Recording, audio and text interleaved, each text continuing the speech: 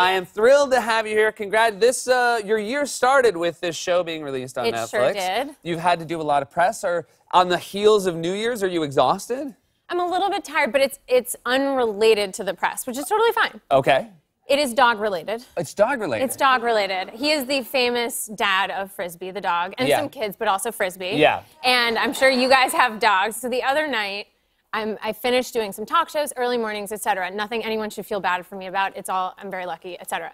So I get in bed. I'm like, it's going to be an early night. This is so great. I'm going to take Moxie, the dog, out one last time. 10 o'clock, I'm in bed. About an hour and a half later, I hear, "Rrr." And I look at her, and she's like this close to my face, and her face says, I'm about to have diarrhea. Oh, wow. You know your dog well enough, or was it that obvious? She was breathing in my face in a way that was like, you have about 30 seconds. Wow. To get your you-know-what together, or mine is going to get out of my body. And we should say this is a beautiful, for those, just for, frame of reference. Ordinarily, I would never, that's Moxie, I would never out her as being something that poops, because... And I was assuming you wouldn't make out with her on diarrhea night. No. I mean, almost.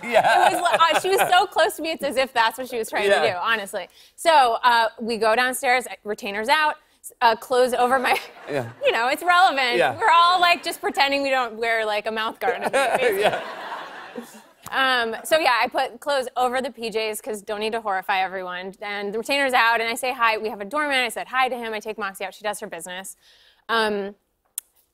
That was the beginning of a very, very long night. Oh, yeah. I go back upstairs. I dry off. I get other clothes off. Retainer's back in, obviously. And get back in bed. About an hour later, she wakes me up again. So every hour on the hour, we went back downstairs. By 4 a.m., I'm on my bed weeping uncontrollably.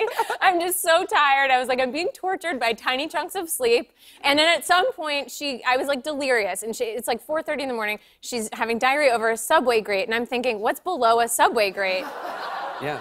Because in my mind, they're in the middle of the tracks. But I also thought there was like a 20% chance I was going to hear a muffled like, hey!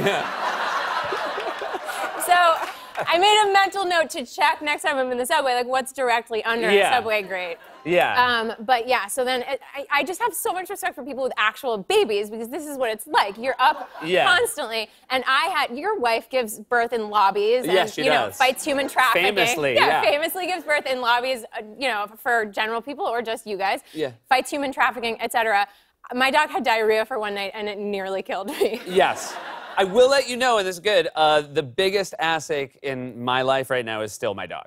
Oh. So even with children and everything... Well, because I happen to know Frisbee is so small that on a couple occasions Frisbee has been misplaced. Yes. Frisbee will misplace herself. Frisbee will sometimes have diarrhea, and she's so small that, like, noise you made, you don't hear that. Yeah. You just, like, wake up and you were like, you had diarrhea last night.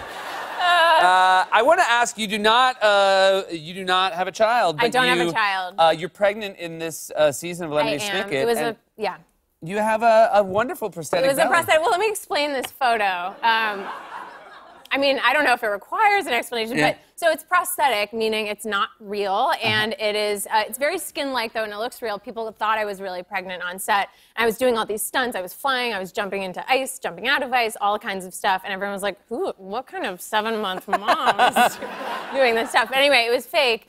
And people would bump into me and into it and say, "Oh my God, I'm sorry." And I was like, "I can't feel it. It's fine." And they just would give me this look of like, "Why can't you feel your stomach?"